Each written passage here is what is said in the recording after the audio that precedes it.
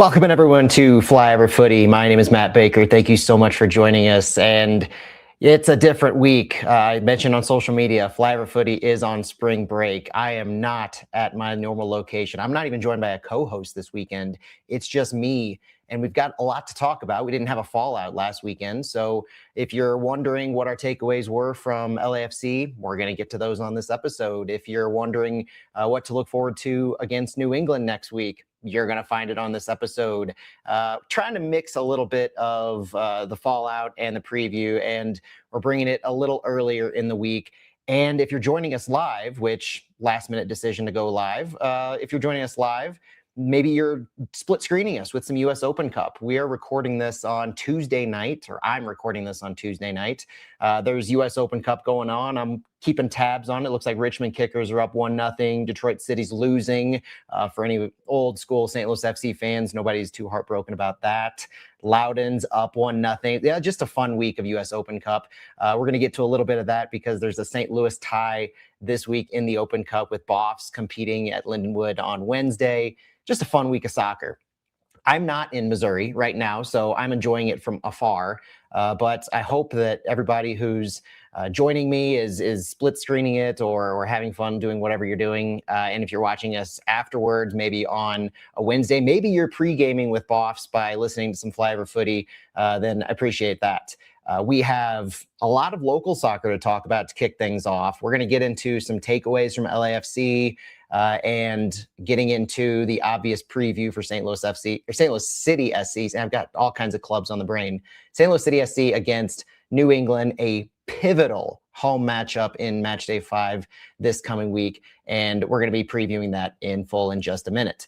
So strap in. We're going to start the pod recording in just a second. Unfortunately, I don't have a whole lot of fancy graphics on this episode, so you'll just have to bear with me. And if you're going to listen to the audio version anyway, which I always recommend at least downloading the audio version, that's kind of our bread and butter on Flyover Footy, then nothing will change at all for you.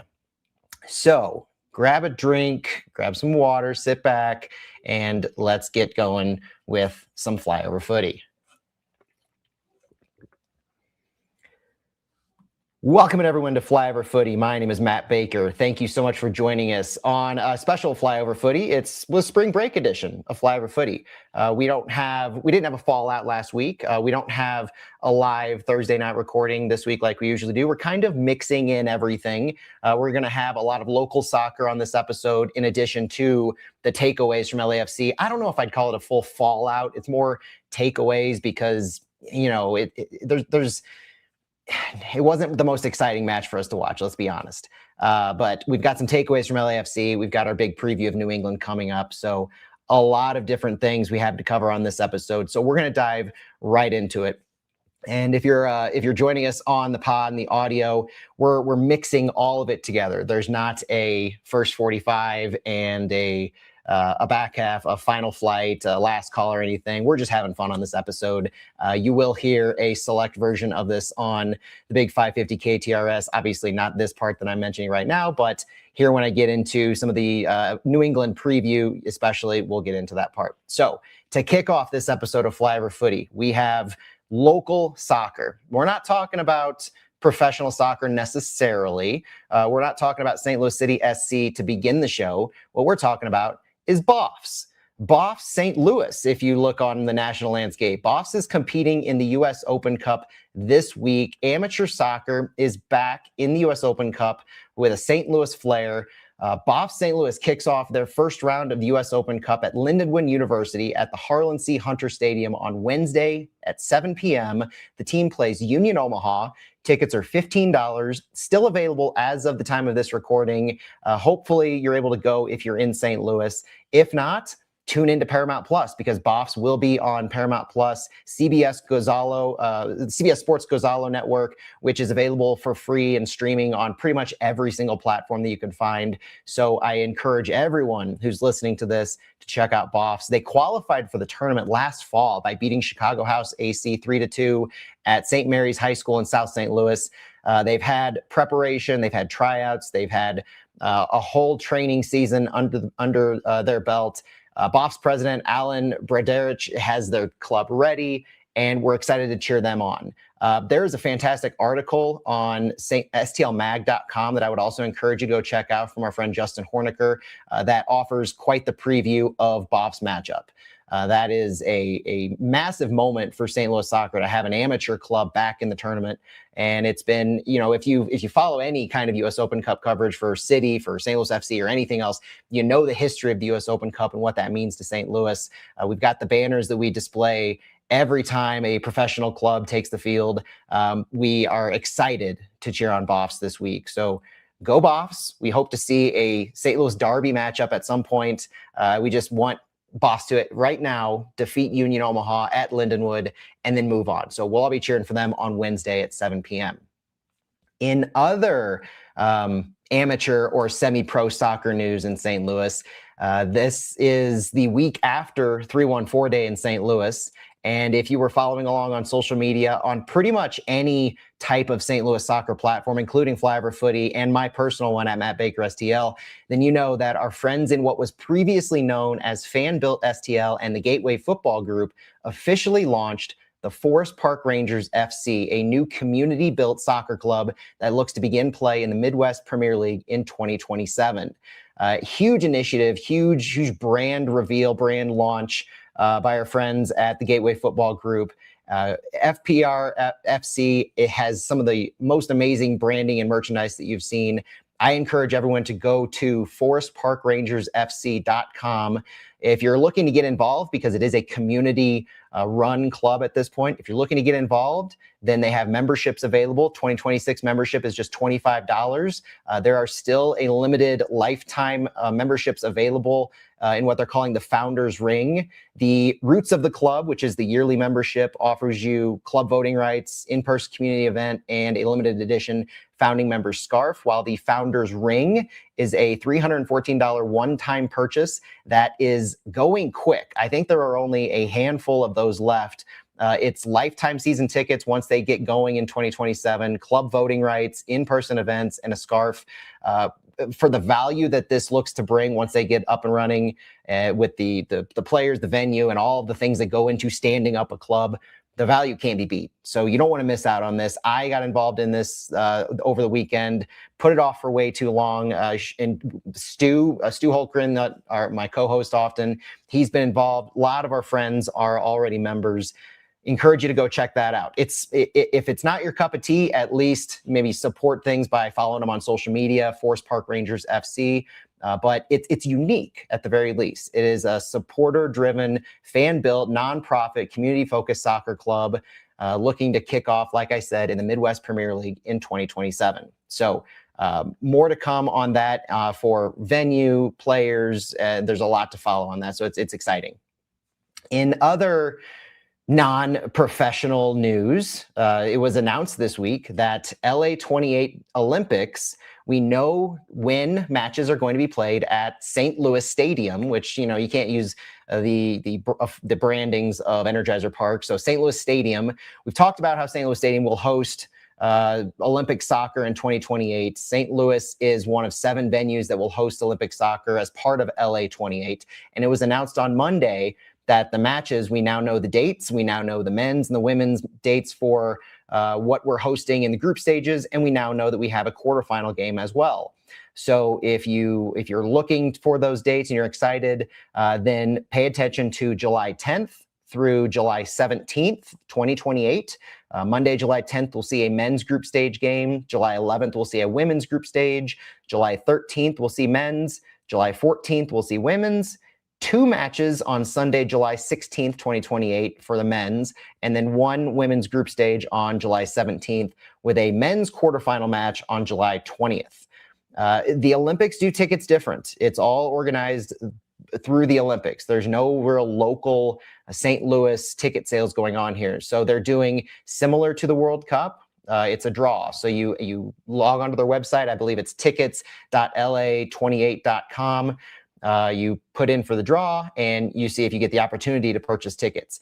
The draw also ends on it ended if you're listening to this on the audio podcast, Tuesday, March 17th. So if you haven't entered that and you're watching me on the live stream, open up a browser, go put in for that and see if you can get that. it's exciting for Olympic soccer now that we know that July 10th through the 17th and then July 20th for the quarterfinal. That's exciting. Put in your PTO now because it's going to be fun to be a part of that. The last non-city news of the week is just something wild.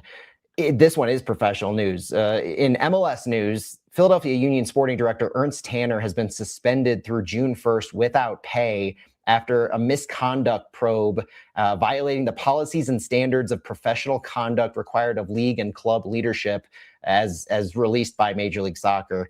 According to a report by The Guardian, Ernst Tanner, their sporting director, made use of sexist and anti-gay language in the workplace while also being reported for making racist comments about Black players, coaches, and referees.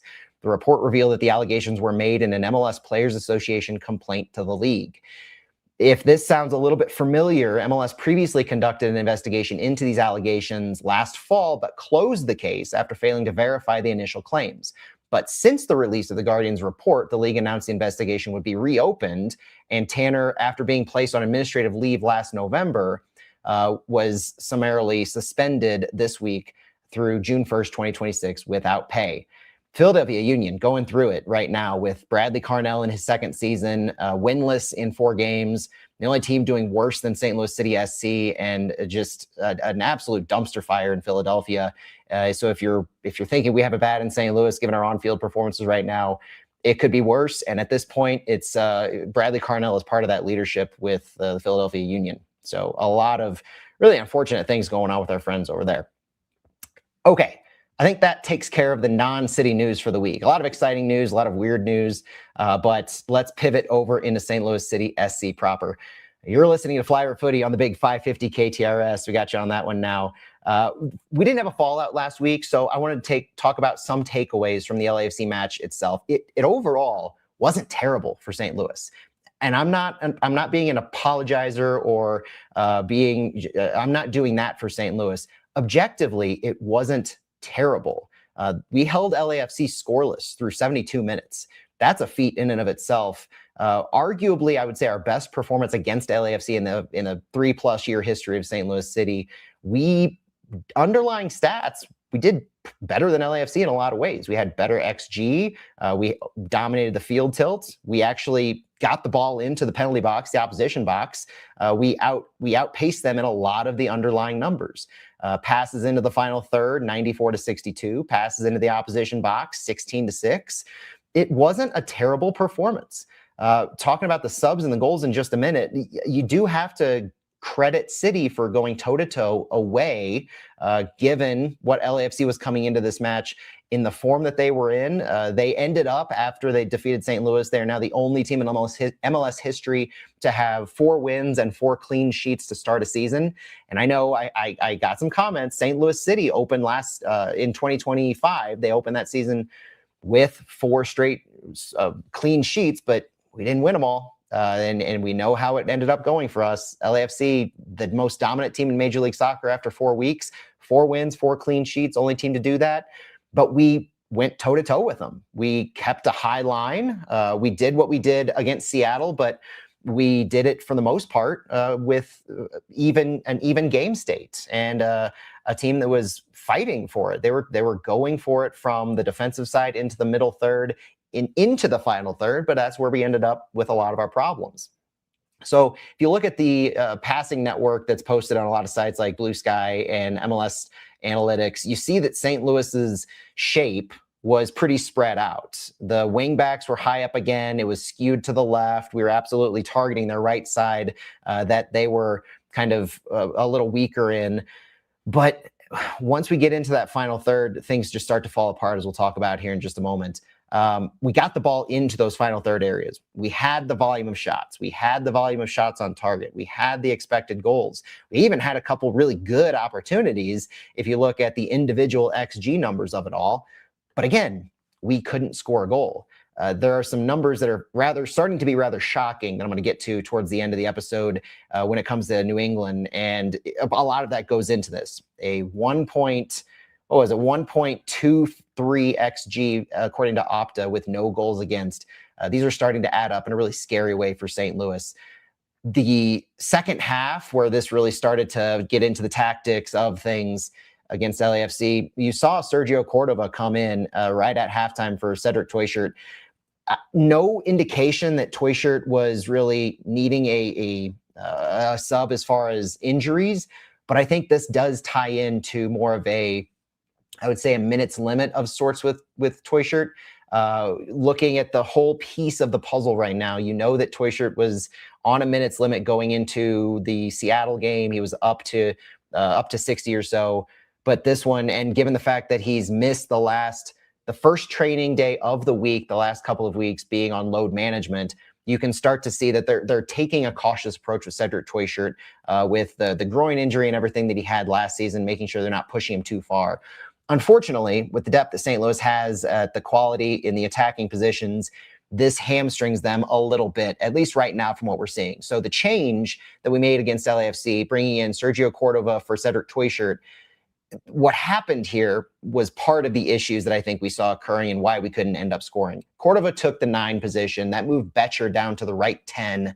At the right 10 or right midfield, something Betcher has said in the past that he kind of struggled with last season, not his best position.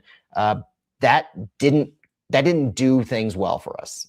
In the future, I don't really know if I care to see Simon Betcher at the right 10 position or the right midfield position. If this change needed to happen for purely tactical purposes, the sub should have been Betcher for Cordova. But again, I don't think it was purely for tactical purposes here. So we got what we got. And it was more the next man up, Sergio Cordova. And he didn't have a bad showing. He had a few flashes of excitement. I'll talk about it here in a little bit. But spoiler alert, I want to see Sergio Cordova start next week. And I think we saw a little bit of him in this game against a New England team. I want to see this carried over. And we'll talk about Simon Betcher's performance here in a bit too. But the goal that was scored at 73, this is one of those where I think you can look to say this is not purely the issues St. Louis has been having, but a really good indication of the types of issues. So City had a good standard, I would call it, build, nothing flashy on their right wing near midfield in their defensive half. But when they were progressing the ball, they were doing the winger to the midfielder, back to the winger to the attacking mid, trying to play it off each other. The problem ended up happening in the 73rd minute when Daniel Edelman had an errant pass that was a little too far out of reach from Chris Durkin, who was trying to get a step on his defender, and it ended up going to Matthew Shawnery. All he needed to do was take all of the space given to him, because it was just like the San Diego game, essentially, where you had both midfielders in a role that opened up a whole lot of space across the field.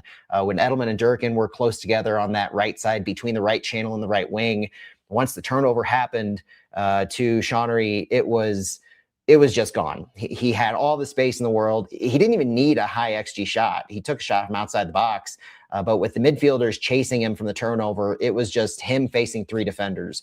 And those 3 defenders, I can't fault them for what they were doing. They tried to step up a little bit. Timo Baumgartel did, but you're at the same time, you're trying to prevent the attacker coming straight at you in open space, no midfielders to help with your defense.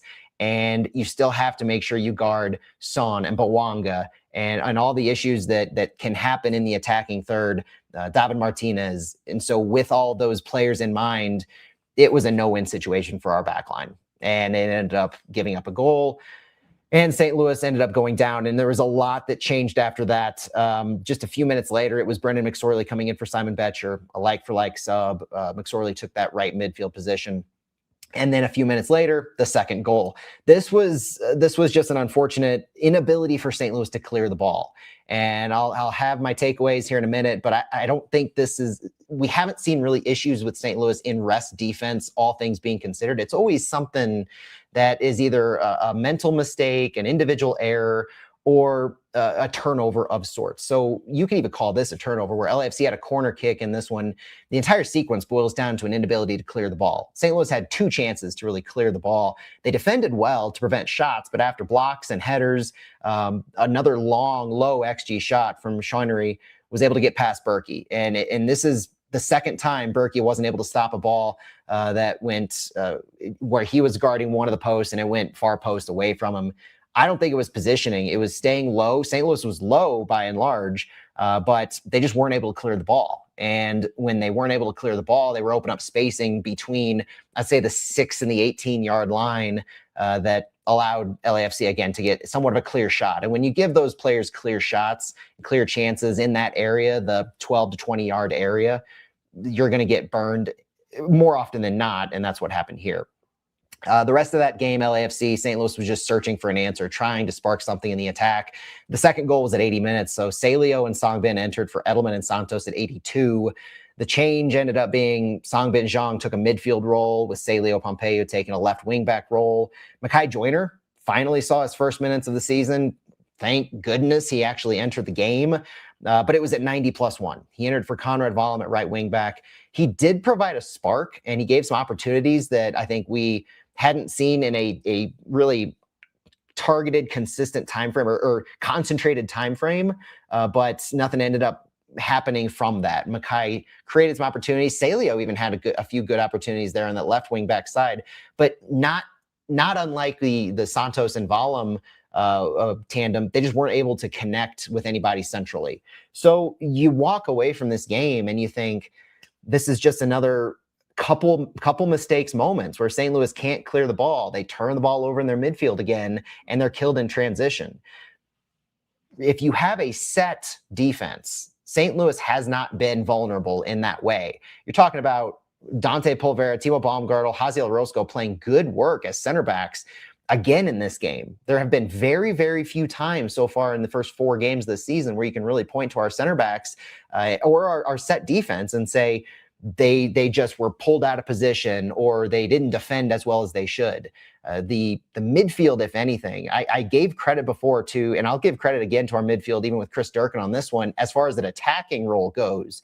But we have got to take better care of that ball in the midfield, because the few times we do turn the ball over, we're ending up getting burned by that. The big takeaways, though, are, and Yoann Damet actually talked about this, and I'm glad that Justin Horniker was at training on Tuesday to get some of these quotes, because some of Damet's quotes on this one were pretty on the nose for what the takeaways from LAFC were. The end product, Yoann Damet talking, quote, "We're further down the line than I thought we were going to be after 4 games. I didn't think in week 4 we'd be focusing on the final third that much and be like, okay, we're lacking that last piece of scoring goals." Damet had said on Tuesday at training, "I thought we'd be spending time and speaking about like the buildup or the middle or creating those opportunities. But right now we do create those opportunities, and it's a matter of, again, finishing them off, being more efficient, being more clinical." Damet said, speaking a lot about the confidence of the players, I think it goes also with the work we're putting them through. Every day is about attacking. Every day is about finishing as well. We're trying to put the guys in those situations. And of course, the competition has to play its part in that. And boy, if the takeaway to this one, you can't help but just say it as bluntly as it is, Simon Betcher is not working as the 9. The discussion to me isn't whether he's working, it's whether he's shown any growth over these past 4 games. Damet is consistent in the past few weeks about trying to give these players that have earned the opportunity in preseason, who have become the out-and-out starters, give them time to grow into the system, give them time to learn and adapt and to build their confidence. But over these past 4 games, if anything, I've seen a regression from Simon Betcher from that Charlotte game, where he was connecting, not quite a false 9, but he was connecting well with those, especially in transition. The pass to Marcel Hartl against Charlotte was really, really quality, but missed opportunities. Damet's even talked about the other match, I think it was Seattle, where Betcher had 2 total shots. And I mentioned that to Damet, and he said, yeah, but what about there were opportunities that Betcher just barely missed getting a touch on it. And so he had opportunities, but there weren't shots created. And I would argue that at this point, after 4 games, that's part of the problem, is the connectivity between Betcher, the attacking middle, the wing backs. It's just not working. And I haven't seen any growth over 4 games that makes me think that we're getting there, that we're just starting to turn that corner, or we just need 1 goal and the floodgates will open. Through 4 games, Simon Betcher has 10 shots, 1 on target, 0.54 XG total, and just 14 total touches in the opposition box through 4 games. It's been against tough competition, but the underlying analytics overall between XG and field tilt and all that stuff, Damet's talked about getting into the final third is not the problem anymore. The buildup's not been the problem. The problem's been in the final third. And who owns the final third for St. Louis? It's Simon Betcher. And I think at this point, after seeing Sergio Cordova enter at halftime, it's time to pull the trigger. It's time to give Cordova an opportunity. And this solves, it doesn't solve an issue, but it really gets to two facets. It gets to, you got to give Becher a rest at this point. His confidence, you're not doing him any favors, I think, by running him out there and having the same result after 4 games as the leader of this St. Louis attack and nothing to show for it. You've got to give him a little bit of a mental rest as much as anything. But at the same time, you also have to give Sergio Cordova a good run out there. He's on loan for another 10 games. That's it. Just 10 games left for Sergio Cordova. And if we don't see what he has to offer for at least a decent stretch of that, then what are we even doing by putting him in the DP slot for even half a season? So I think the time has come against New England at home to bring in Sergio Cordova in that starting role and see what he has to offer from the jump. At that point, it's not trotting Becher out time after time. It's trying to do something noticeably different. And yes, I'm saying, Aaron, in the chat, it's Cordova, not Cordova. I have gotten confirmation from that. So that's why I'm trying to be very specific with my enunciation of Sergio Cordova. The other issue right now that we have on the field that we have an ability to control, because the chat's lighting up about Edu Leuven, is the wingbacks. Wingbacks are a consistent source of frustration right now for St. Louis. Positionally on the field, they're getting where they need to be. They're high up on the field. They're doing exactly what Damet had kind of promised our wingbacks to be doing. They're getting into the wide areas, the attacking third. They're getting touches on the ball, but they're not able to deliver these shot creating opportunities. They're not connecting with the attacking mids. They're not connecting with the striker. We've got matches going multiple games now where Rafael Santos is having about a 10% completion rate in his crosses. Conrad Wallem on the other side, I think this LAFC game, if nothing else, has really magnified how much he's struggling. His crossing's not good. The connecting into the passing in getting shot creating actions from Wallem is just not there. And so something seems like it needs to change on that front as well. You start to get into the conversation of how much changes too much for a single game, and that's an absolute concern. I don't know that you want to start wholesale changing everything in your attack, 3 out of your 5 positions at least, but Wallem's not creating space. Wallem is not looking comfortable in his role on the right wing side, which is kind of fascinating and frustrating at the same time, because preseason Conrad Wallem was kind of excited about a wingback role and consistency in a wingback role, where he has said multiple times that is a favorite of his. He feels comfortable in a wingback role.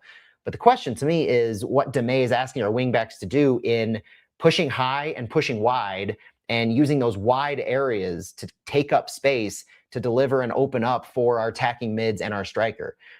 In the best matches that we've had, Charlotte, and even against LAFC, we had our positional map, our passing map, where the wingbacks were in these widest of areas. And the heat maps, if you look at any heat map over these first 4 games, you'll see our wingbacks high and wide and just operating in those wide areas, not even coming close to spending time in the channels. No inversions occurring at all here.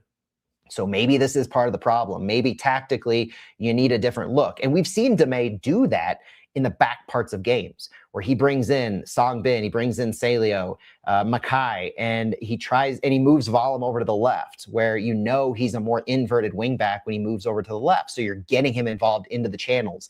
You're allowing the opportunity for him to get more centrally, go towards goal. Maybe starting a game off like that is how you can kickstart our wingbacks into opening things up, because what they're doing in these wide areas, it seems philosophically like it should work. It seems like conceptually, yeah, that makes sense. Getting him up high, working the ball through the wings to get it into the final third. And then you're opening up space for runners in behind, where you deliver some through balls, you deliver a cross, but nothing's connecting. 4 games in, and you're getting the opportunities, but you're not getting the connections. New England's not a slouch of a team. They're not like Philadelphia has been. They've shown bite. And so you can't just rely on them to allow us to maneuver all over the field and run all over them. So I wonder if, in addition to Simon Becher needing to sit and Sergio Cordova getting a chance, it's not that you necessarily need to shut down both wingbacks and get Santos and Valam off the field, but maybe this is an opportunity to say, Conrad Valam, you slide over to the left side. Thomas Totland, you slide into the right side. And I have never seen Rafael Santos in all the matches I've reviewed from him play on the right side. So I don't know if that's something that Damet would be willing to consider in an effort to keep those two players on the field, but invert them on either side and offer a different look. Maybe you allow some of your attacking mids to play off of each other, where Toyshirt is moving a little wider, or Hartle, we know he can connect all over the field, but something has to change in that regard, the wingback role going into New England as well. And the central midfield, my last takeaway for LAFC. Central midfield is surprisingly in the attack, I would say, working fairly well. Chris Durkin, more or less excelling in that traditional box-to-box midfield role. He's still defending when he needs to. He's pressing well.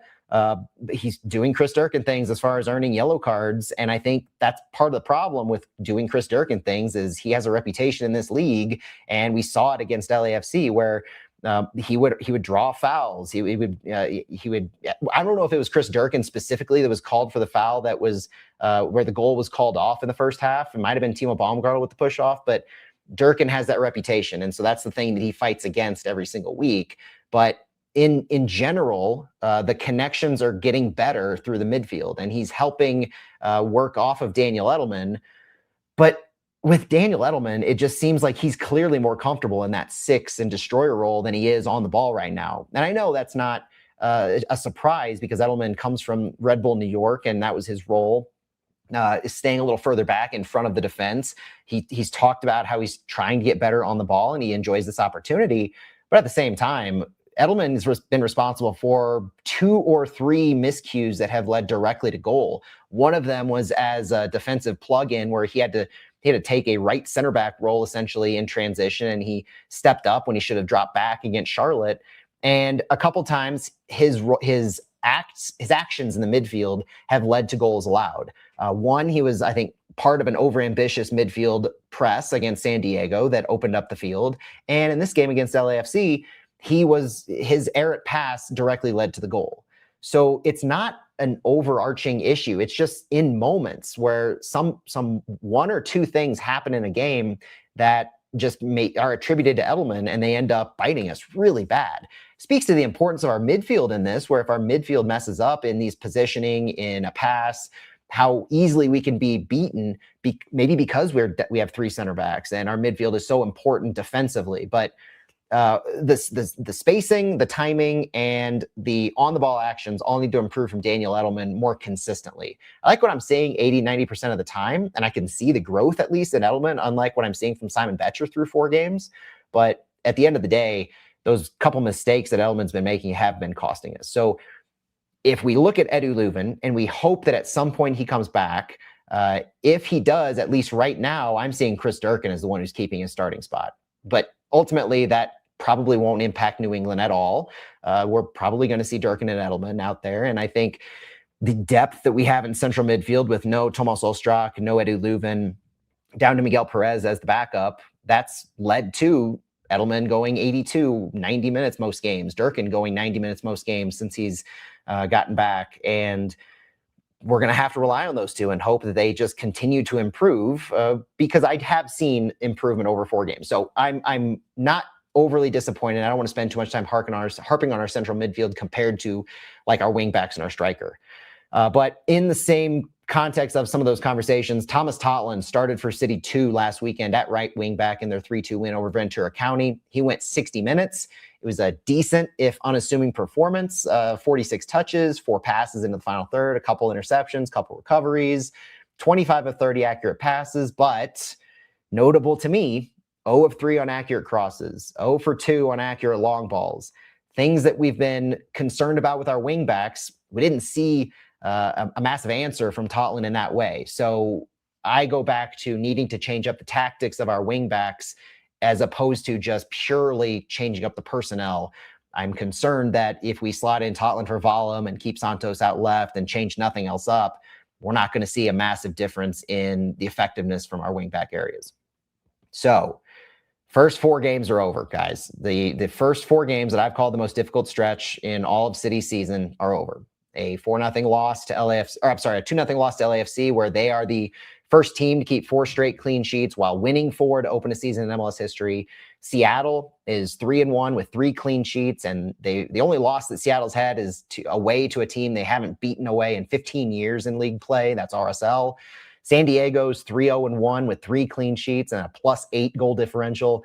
Charlotte may be the only underperforming club out of the bunch that we've played. They're 1-1-2 and have the 1 point the city's taken has been from them. And I would offer that the New England Revolution are the closest level of competition to St. Louis as far as where St. Louis is right now since we played Charlotte. And I know we're going to talk about what New England did last week against Cincinnati, but in general, I think there is a lot to look forward to against this New England game. And as I'm going to mess the username up, and in our chat, Rebsiat, Damet's 4 losses are radically different than Olaf's 4 losses. I have been sidestepping Olaf comparisons all week long, and especially ignoring the Facebook groups. Olaf's first 4 games and what we saw after those 4 games, there was no tactical identity. There was no plan of action. There was no growth, evolution. It was the reason we kept 4 clean sheets with Olaf is we sacrificed our attack. You could easily say, stop the comparisons right there. We're not sacrificing the attack. I mean, I'll just go ahead and give the stat that I have at the very end for New England is that as far as XG goes for the first 4 games this season, St. Louis has 6.29 XG to just 1 goal scored. New England, that I'm going to talk about in a moment, 3.08 XG to 7 goals scored. That is the team that's massively overproducing compared to what they've been being able to generate on chances. And St. Louis has just been failing to convert on chances that they have successfully generated. With Olaf at the helm, we weren't generating anything. The comparisons to Olaf ball by what we're seeing this year from Yohan Damet are sadly surface level, to the point where it does a disservice to everything that the players are doing on the field. And I think that we're going to see improvement. It's just Damet has to figure out how to find that improvement without bringing in new players that can finish these goals off that we're generating. Let's now pivot into our preview in full. You're listening to Flyover Footy on the Big 550 KTRS. It is time to preview the New England Revolution. Saturday, March 21st, 7:30 p.m., Energizer Park. The head-to-head history of these two teams is whatever the opposite of long and storied is. They're just 1 draw between the 2 teams. The only match played was September 7th, 2024, with John Hackworth at the helm. Shortly after we traded Tim Parker for Henry Kessler, it was a 2-2 draw with goals scored by Henry Kessler and Simon Betcher. It was one of the first matches that was played when after both of those arrived, and both teams now have different head coaches. Both teams have different looks. There is borderline nothing to draw from that game as far as tactics employed, goal scores. Simon Betcher scored a goal there, but this is a massively different look. New England team and St. Louis team, just 1 draw, and that was a couple years ago. So St. Louis coming into this match. Let's look at St. Louis for a little while. St. Louis is unfortunately 15th and last in the West. No wins, 3 losses, 1 draw, a -5 goal differential with 1 goal scored and 6 goals allowed. The last matches that St. Louis has had were the 1-1 draw against Charlotte, 2-0 loss against San Diego, 1-0 loss against Seattle, and a 2-0 loss against LAFC that we just talked about.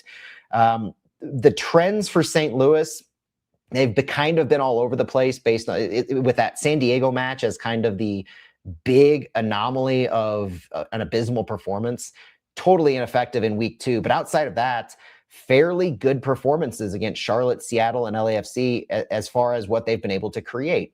Winning possessions, field tilt's been good, progressing through the wings, getting up into the final third.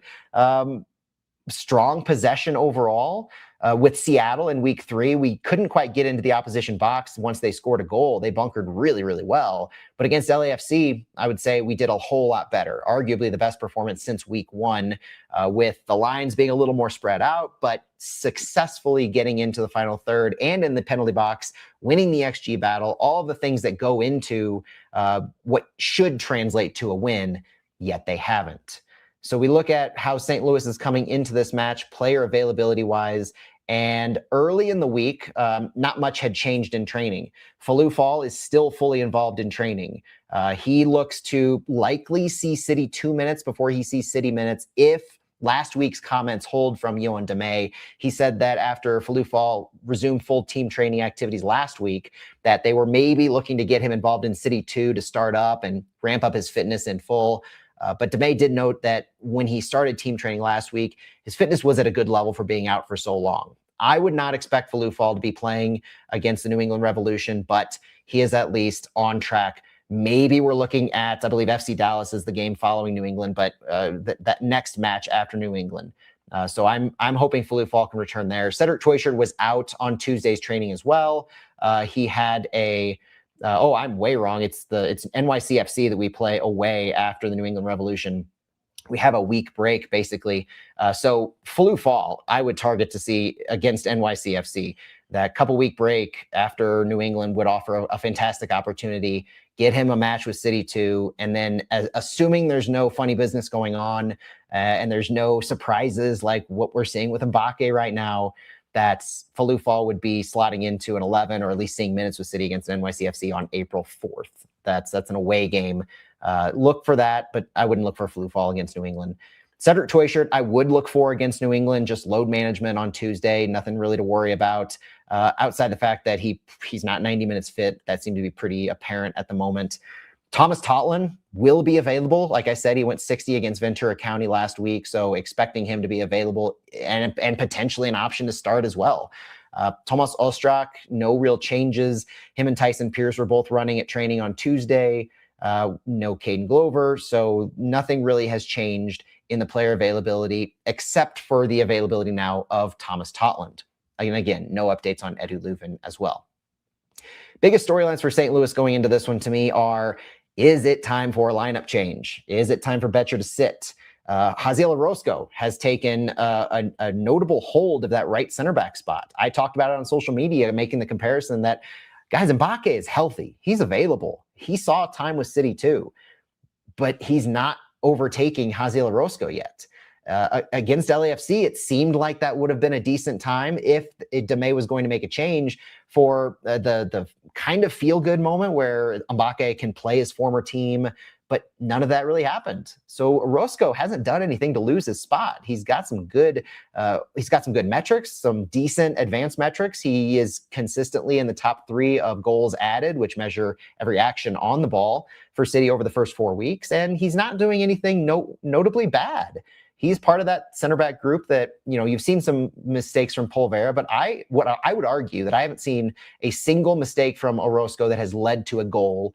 And that's ultimately what matters. The one time you did see Orozco involved in a goal allowed was specifically when you had Conrad Vollum in a more advanced position, and Orozco needed to go out wide to cover a right wing back defensive spot. And you had Daniel Edelman drop back deep. And I talked about that earlier, where Edelman stepped forward against Charlotte and the goal was allowed. So besides those lineup changes, I would say Damet's consistent comments about giving players a good run out to see their trends, see them improve, give them confidence, the match-to-match performance. This is my maybe big question. Are we at the point now where we're going to see changes? Damet's comments after training on Tuesday really seeming frustrated with the attacking work in the final third. If I were a betting man, I would say this might be the opportunity to see one or more players changed up in the starting 11 in the attack. And I do mean one or more wingbacks, and I mean Simon Betcher. If Damet is this kind of shocked, that might be too strong of a word, but if he's this surprised that they're spending so much time working on finishing, working on the advanced areas when they have everything else more or less consistently growing, not firing all cylinders necessarily as far as the progression and advancement of the ball, but if they're at the point where they're getting enough chances, they're progressing well enough, and they're just not finishing anywhere near what they should be, 4 matches seems like it's enough to throw in the towel, more or less, on starting Betcher for the moment and try something new, because it also lines up, as I said earlier, with needing Cordova to get minutes and see a longer run out to see what we actually have in him to pick up his option or not this summer. The wingback effectiveness is a big storyline, talked about it earlier, but it's also my second biggest storyline here. good first game, but a shockingly bad performance over the past few games by Valum and Santos in connecting, in doing anything once the ball gets into the final third. Whether it's purely tactical change and you change what side they're on, you change their instructions, something has to change on the wing back in the conversation of the holistic attack in the final third. Also, it's not been really, I think, a focus, given all the other things that have been going on with Betcher and Valum and Santos. But set pieces are a big issue for St. Louis right now. I don't think City found a set piece taker capable of delivering a dangerous chance since Edu Leuven was available last season. Marcel Hartl, his touches just haven't been there overall. Rafael Santos had one free kick that went off the crossbar this season, but by and large, they haven't been able to break through. They haven't been able to create something. And the one time they did, it was called off from LAFC. I just don't know what to make of that. The fact that the one time they were able to generate something, I think it was Hartl that took that kick, and it ended up going in. There might have been a goal for Hartl at that point, but it was called back. And so you just need something to change from what used to be a St. Louis City team that was so strong on set pieces. This was a strength, a big strength of previous St. Louis City teams, their set piece capabilities. We would talk for weeks on end the past couple of years about how the St. Louis team struggled badly in the run of play. The XG in the run of play was really poor, but they were scoring buckets of goals off set pieces. And this St. Louis team in 2026 set pieces are just as problematic as our finishing in the run of play. And that leads to the last storyline, which is just an inability to score. 1 goal in 4 games. Betcher just not able to finish. Our attacking not able to connect. I'm not going to harp too much more on that because I've already talked about it. But the honorable mention for storyline to follow is how well our rest defense is doing. It's not a massive problem to me. And I'm not trying to get too specific here, but if we're talking as the attack progresses against us, if they're moving the ball up on that first volley, as I was referring to it, the first volley where they're looking to create a first chance in possession or in transition, overall, St. Louis hasn't been bad at that. If they're able to get a rest defense set up, drop back into whether it's a 5-3-2 or a 3-4-3 in rest defense, if they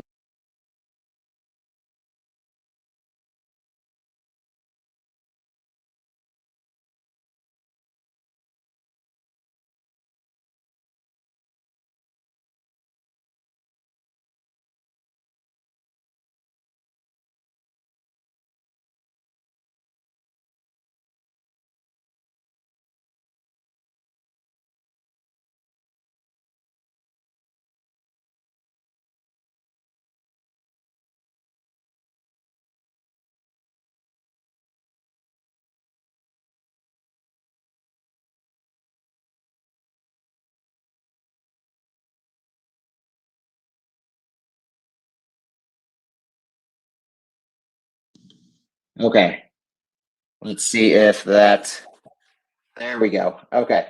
It wasn't the sound, it wasn't the muted or anything like that. This guy died. So hopefully you guys can hear me right now. Back now. Thank you. You might notice a little bit of a quality change. Had to change from the good stuff to my backup AirPods. So apologies for that. Thank you for letting me know. That would have been, holy cow. I cannot tell you guys how awful that would have been for that to have occurred without me knowing. If I hadn't gone live tonight, I would have not ever realized that happened. You guys are the real MVPs. Let's get back to it. Against San Diego, midfield turnover with an overly aggressive press. We were torched by Anders Dreyer in transition, and we know how the Charlotte goal happened. I talked about it earlier with Edelman getting pulled out after a couple players were moving. So again, we're not set up in a purely rest defense while the opposition has their first chance on us. It's always some little nuance, a turnover or transition. That's why I've been happy with our rest defense, and I haven't seen a reason why Polvera, Baumgartel, or Orozco should really be considered for a change at the moment. If anything, I would say we've seen the growth we want to see from our backline. Polvera, from that game against Charlotte and San Diego, you could notice multiple times that led to goals, his positioning being an issue, his first instinct in defending by moving up into the midfield as far as dropping back. Like, those were an issue, but we've seen growth from Polvera. I've been happy with what he's doing in the last couple of games, and same with Orozco. So with that in mind, I think Falou Fall is going to have a real difficult time usurping one of those players when he's coming back. And we know that Mbake has struggled in usurping Haziel Orozco. He had the right center back start against City 2, presumably was ready to jump in. But I think that just goes to show that no matter who we sign or what position that we think we have an ideal 11 with, you never be too sure about your assumptions here. Dante Polvera, nationally, I heard at the beginning of the season, nobody expected him to start at center back, despite the fact that we all knew he was going to because of what Yohan Damet and Corey Ray had told us and what we knew locally. Haziel Orozco, no reason to think he can't continue as our starting right center back with the growth that he's had this season and from last season. Don't assume that just because we signed a player like Mbake or we have a U22 signed like Falou Fall from last season that they're automatic no-brainer starters if we're getting the performance that we need from guys like Polvera and Orozco. So, that's that. The New England Revolution, let's take a look at them now coming into this match as we round out this episode. And this is probably going to take a little bit, guys. New England is tied for 9th in the East, 1-2-0 record, a +1 goal differential with 7 goals scored and 6 goals against. This is the New England Revolution are an enigma in the first 3 games that they've played. They've only played 3 games because they should have their week 3 matchup against the Houston Dynamo was postponed. I read there were issues at Gillette Stadium. They were having grass installed as Gillette will be a host for the World Cup this summer, but issues with the weather up in the New England area kind of put that on, had issues with that. And so there was a delay. They had to postpone the game. I think the postponed game is scheduled now for September. Anyway, it's in the back half of the season. But what that means right now is that the Revs have only played 3 matches, a 4-1 loss against Nashville, a 1-0 loss at RBNY, a loss against Red Bull New York, and a 6-1 win at home against FC Cincinnati. Goodness gracious.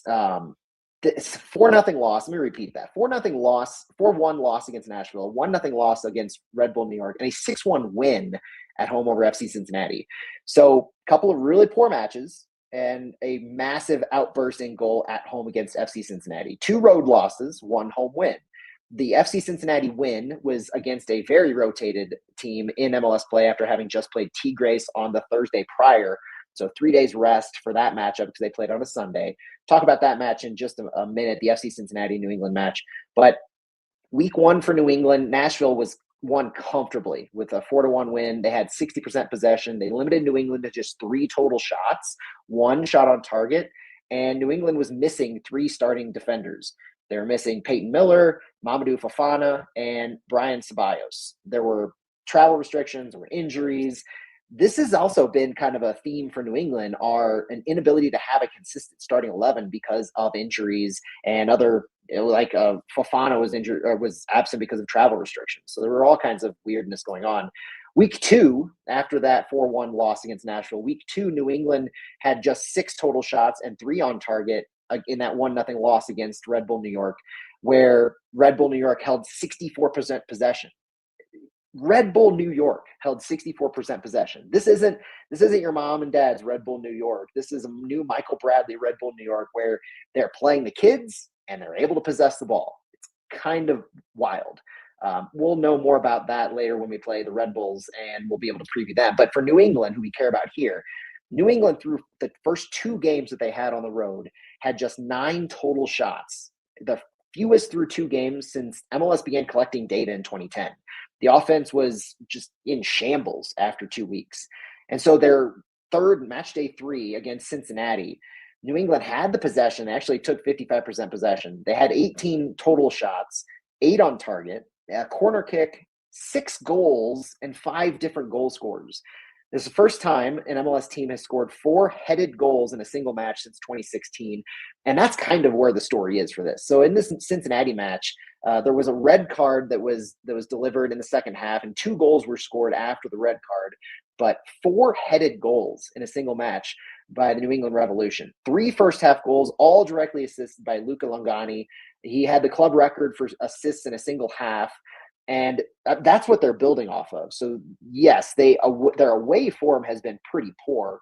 but they're building off of this just incredible outburst against Cincinnati, defying all the advanced metrics, defying every logical take on how many headers you should be able to score in a single game. Just, I mean, remarkable work by New England, to be honest.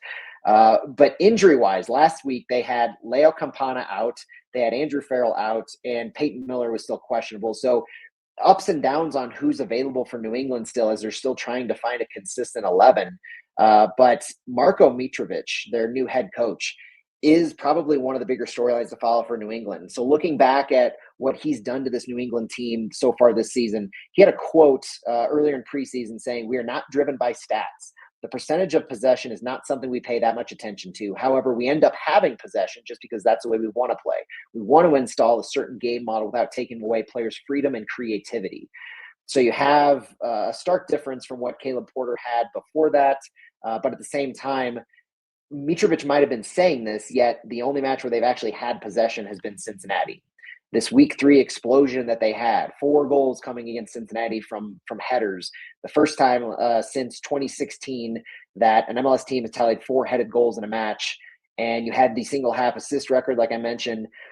There was a red card that Cincinnati had in the 69th minute. So some of this goal, some of the way that this match ended, the 6-1 scoreline is a little bit inflated because of that. But the set pieces for New England is a big point of consideration in this match. There was a takeaway from a few outlets against the New England-Cincinnati match saying that New England had struggled to defend and attack on set pieces in recent years, and Sunday's emphatic headers off corner kicks were described as a refreshing change. The way that they were able to score off these set pieces, I talked earlier, frustrated about St. Louis's set piece performance. New England figured it out, at least against Cincinnati, and they figured it out in a big way. This is a possession-based team in theory, but in practice so far this season, it's got a lot more transition to it. It has a lot more trying to play in counterattacking and less in overall, I would say, prototypical Seattle, San Diego type possession. Those first 2 games, that's what St. Louis is trying to get New England back to, attempting just 9 shots. The shots that they scored in week 3, 2/3 of the overall number of shots that they had in the first 2 weeks combined. That's the kind of just Jekyll and Hyde New England team that we're facing here, trying to figure out, if we can drop them back into their away form the first 2 weeks, or if they're going to take this week 3 match and make something of it. I think that's the big question for New England fans, at least, is can they pick up from that week 3 matchup, or is their road form going to come back into play going into week 3? New England's big on finishing the scoring chances they've created.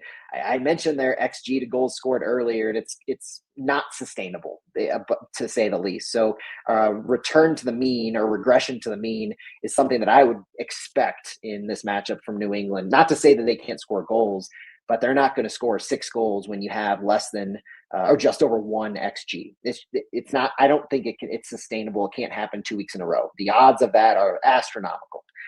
But in doing this, they're proving that they do have danger on corner kicks and set pieces. So that's something St. Louis does have to work on. St. Louis has been good at defending set pieces, so that's been something that could be a battle and a point of contention in here, is New England's newfound strength in headers and corner kicks and set pieces versus St. Louis's quality defending of those set pieces. That's a battle to watch. In general, though, I think outside of the Cincinnati match, New England has been weak on aerial duels, something St. Louis has been very strong in. So can St. Louis look to hold up the ball a little bit better in their attacking third in possession when New England is been prone to not be as good at this, winning aerial duels? New England does attack down both wings, left and right. They like to play with short passes. They like to play with width. So talked about the wingback issues with St. Louis. It's not just in a bubble thinking about it from St. Louis. It's the attack that New England will have. And so the wide play, the wing area, you're going to see the battle taken from both sides on these wings. You're going to see overloads attempted by both sides, New England and St. Louis, on the wings. And so who can win these battles, and how will the teams play when they heavily just concentrate the volume of players into one wing area? And how will that open up the midfield that we've seen St. Louis be a little weak in when that happens and it doesn't go well for St. Louis? That's going to be something to watch as well. I mentioned that Marko Mitrovic is the new head coach for New England, the New England Revolution. 47-year-old Serbian. He had a big career, the youth national team. He was an assistant for 9 years across Serbia, the Chicago Fire, Reading FC. He took the U.S. men's national team job for the U19s, U20s. He took the U20s to the World Cup quarterfinal in 2025. He was said by the sporting director of that side to be aggressive, knows what it takes to win games home and away, and his team attacks in a way that creates a lot of chances and a lot of expected goals. We've seen a lot of goals created when expected goals haven't for New England, so that's interesting to note. I mentioned earlier how different this team is than any previous New England team, especially recently. So Caleb Porter previously, if you watched the Revs play last year, he had a possession and press style, which isn't unlike what Yohan Damet is trying to implement here in St. Louis, but it never really worked. It never found its footing. And so the home form was also really poor for New England last season. Mitrovic is designed, or he's brought in to be a little more pragmatic in what his execution is going to be. Talk about that famous quote, not driven by stats, just ending up with possession based on how they want to play. Our friends over at the Blazing Musket described Mitrovic's style and system as free-flowing style of soccer defined by intensity and unity. Marko Mitrovic's idea of the game is a very modern one. They're trying to play very offensively and trying to control the ball every time. And they do this in somewhat of a 4-2-3-1 or 4-3-3 hybrid role. Matt Turner is their goalkeeper. They have Ile Feingold, Brian Caballos, and Tanner Beeson with Peyton Miller in the back line, Jackson Ewell, Matt Polster, Brooklyn Rains in the midfield, Luca Langani, Dor Turgman, and Alhassan Yusuf in their attack. Carlos Heel is there as well. In the week 3, he was in week 3. He's coming off the bench earlier. Carlos Heel's probably the X factor of this team. He is the player to watch as long as he starts. He's a legend with the New England Revolution. 2021 MLS MVP in his 8th year with the Revs. So the minutes are starting to add up for Carlos Heel, but he has a current contract through June 2028. In 34 matches in 2025, he had 10 goals and 14 assists. So far from washed, far from a less dangerous Carlos Heel than at any point when he's been with New England. So they build their picture around him. Heel receives in half spaces in central areas, high positions. They use him to as the engine of their offense. Heel will operate pretty much all over the field, not unlike Marcel Hartl. I'd say Hartl and Carlos Heel have a lot of similarities in what their strengths are, but the offense runs through Carlos Heel. He can combine with the width, but he loves staying up high. He'll drop back deep into that middle third, attacking third area to help build up, but he operates high, receives forward passes, and if he gets the ball, New England's going to be dangerous. How our midfield can defend against him will be a big deal. Dor Turgman is their striker, an Israeli forward. Since he signed last season, he had 4 goals and 2 assists in 6 career MLS appearances dating back to last season. He became the first Revs player in club history to score in each of his first 3 home appearances, first since Taylor Twellman in 2022. So, he has the ability to change a game and score some goals. He scored against Cincinnati in the 31st minute as well from a header. So he's dangerous as well, Dor Turgman. Luca Langani, mentioned his club record first half assists. Leo Campana, the Ecuadorian striker, he came from Miami, and you assume that he would be dangerous if he ends up playing, but injuries limited his 2025 appearances. We'll see if he's able to go against St. Louis here next week. Brooklyn Rains, their center midfielder, he's the box-to-box. He came from Houston in the offseason and immediately slotted into their starting 11. The Blazing Musket, our friends, described Brooklyn Rains as having the skills with the ball, mobility, and tactical awareness to make a real difference in the Revs midfield. And so he's been able to really progress the ball well, covering and providing some depth for Polster and Jackson Ewell. Matt Turner, the goalkeeper, everybody knows Matt Turner, American international, U.S. men's national team, perennial goalkeeper. He returned to the New England Revolution on loan from Leon through July 2026. In the 6-1 win, Turner had 7 saves. Matt Turner is always dangerous in goal. He's always quality. He has the second most goalkeeper wins in Revs history with his 47th here last week. He looks to reclaim the U.S. men's national team starting goalkeeper job, so he has things to fight for. And I think with this match against St. Louis and going into the the rest of the World Cup prep. I think Matt Turner is looking to stay in form as much as possible.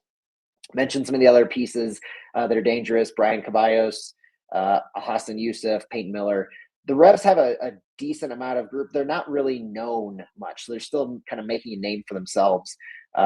There's a lot of road issues that they're having, and that's what St. Louis is looking to take advantage of.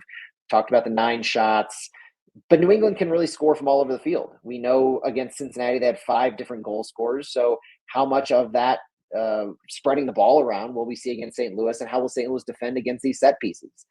Because the set pieces, they don't add up to great XG, and I will reiterate those numbers. We compare what these teams have been doing. St. Louis is underperforming XG to a comical fashion: 6.29 to XG to 1 goal scored. New England has 3.08 to 7 goals scored. This will be a game where I would bet the possession ends up in that 45 to 55% range for both teams. Looking at both sides, where New England has had 45, 35, and 55% possession. St. Louis has had only one game so far where they've had less than 50%, and that's the San Diego game. Both teams, though, with this look to control field tilt, meaning they look to spend the most amount of time in their final third. So that could be another case of, if you win field tilt, then you might win the game.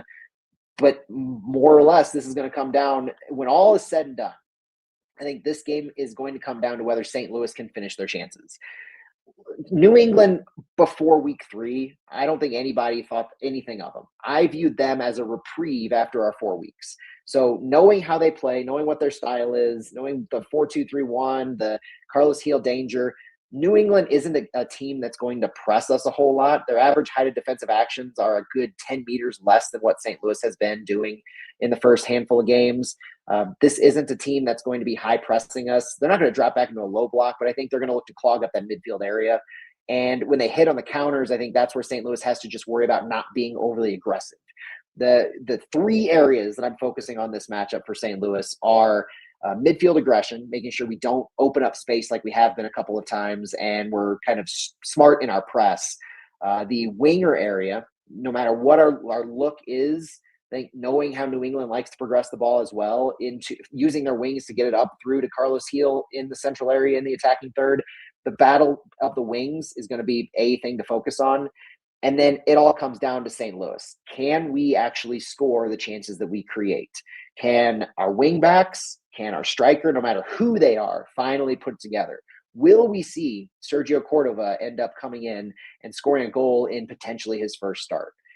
This game, as much as we look at New England, and as much as we need to be aware of who their players are and what their formation is, what their style and what their system is, this game at home has been referred to this week by a few folks as a must-win game for St. Louis. And I wouldn't say the 5th game in a season is without a doubt a must-win when you haven't won your first 4, but this is the chance. I hesitate to call it a must-win because I don't necessarily want to live in a world on the other side where I've been wrong like that before, and it's tough to juxtapose. All right, you say this is a must-win, and if we don't win, what are the ramifications of that? Do you fire the coach? Do you change out all the starters? Do you blow up the system again? It's tough. Damet knows that he's behind the 8 ball. He knows that St. Louis is in a rough spot for this one. There's no doubt that after 4 games and having no wins, it's a tough spot. I'm not going to say it's a must win because what does that mean? What is must win? Somebody's job needs to be at stake for this to be a must win. And I don't think that's the case for St. Louis. So I'm not calling it a must win. I'm calling it a should win. St. Louis has shown through 4 games they have the capability to beat an LAFC. They've shown they have the capability to beat a Seattle Sounders. But they haven't yet put it together. So Damet has to figure out a way to get his team to score goals. End of story. And it's as surface level as that, because they're doing the things that they need to do underneath the striker area to progress into those areas. They're getting the ball. They're winning field tilt. They're controlling possession. They're being smart with the ball in their center backs. Their midfield needs to take better care holistically. They can't have those same mistakes with Edelman to Durkin. They need to finish the chances that they generate. And that comes down to the wing backs and Simon Betcher, with Hartl and Toyshirt helping underneath. There are a lot of positives in what Hartl and Toyshirt have been doing in helping to progress the ball through the channels into the central area. utilize that more if you need to, and maybe the wingers become more of support to them. But Damet has to get this team to start evening out their XG to their goals, if you're looking at it from a statistician's perspective. With that said, my predicted starting 11 for this matchup has Roman Berkey in goal, Dante Polvera, Timo Baumgartel, and Haziel Orozco as the three center backs. I'm going to go and say, let's run Conrad Valim out at that left wing back spot. Let's run Chris Durkin and Daniel Edelman at central midfielders like they have been. Put Thomas Totland in at right wing back. Valim and Totland as your wing backs in this one, I'd like to see. Marcel Hartl and Cedric Teuscher, again, as your attacking midfielders. I like that duo. I think that's our best attacking midfield duo. And if you didn't figure it out already, I want to see Sergio Cordova in that 9 spot going into this match. So Polvera, Baumgartel, Orozco, Valim, Durkin, Edelman, Totland, Hartl, Teuscher, Cordova. That's my 11 for this matchup. And I think it offers different enough look. It gives Cordova a chance to shine and excel. And I think we have the potential to pull out a 2-0 win in this game. I like what our defense has been able to do. I think the anomaly was the 6-1 win against Cincinnati for New England. I don't think that's this New England team. I think St. Louis knows how to defend with their height against what New England had excelled in against Cincinnati. And I think at home, we have a chance to really make a statement for Yoann Damet that they've grown and progressed enough. We have a striker that can get in form with this chance, and maybe, just maybe, Sergio Cordova can start to change some of the conversations about not just his role on the team, but the front office's confidence in bringing him in. We'll hopefully talk about more good things from Cordova, because despite the fact that he was a failed DP for Vancouver, he had scored some goals previously for RSL and wasn't this goal-scoring phenom for young boys in Switzerland. Bringing him in and seeing what he can do ahead of these other wingers and what the wingers will do if they change to Valim on the left and Totland on the right, I think we have a chance to put it all together. So that's it for me on Flyover Footy this week. Hopefully you've enjoyed this look at all of the local soccer we've had to look at. We've looked at what our takeaways from LAFC were from our preview of New England. And thank you so much for joining us on this episode of for me on Flyover Footy. Go enjoy the US Open Cup this week. Go BOHFS. Check out Forest Park Rangers and root on St. Louis City as much as we can, because we'll turn it around. And I think it can all start against New England this coming week. This should be hopefully the coming out party for our offense under Yoann Damet. And with that said, tune in next week for more Flyover Footy. We'll be back with a Fallout. I don't know if it'll come the morning after the game, because admittedly I will be driving an absurd amount of time on Saturday and just listening to the game on Saturday on my way back. But you'll get a Fallout at some point next week. I'm hopeful of that. And then we're back to our regular scheduled programming after that goes, knowing that we have a gap in time between the Revs and NYCFC. It'll be time for a nice little gut check and a review of all the local action going on. We'll review BOHFS US Open Cup performance and hopefully the win and all that. So I've extended the sign off as much as possible. Thank you for joining us. My name is Matt Baker for Flyover Footy, and we'll talk to you later. Go City. All right.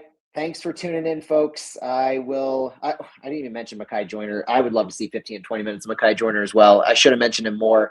I really don't know what it's going to take to get him more in the game, but I talked with Brendan Weesey on the Big 550 this week. You can check out the Big 550, what's it called? The Big Sports Show from Tuesday night. That it should be on podcast form as well. I talked to Mackay Joyner pretty in depth on that if you want to listen to it, but yeah, hope to see Mackay, need to see Mackay more. And I think that'll be better for St. Louis in the long haul. So thanks for joining, everybody. Have a great rest of the week. Enjoy the US Open Cup, and we'll talk to you later.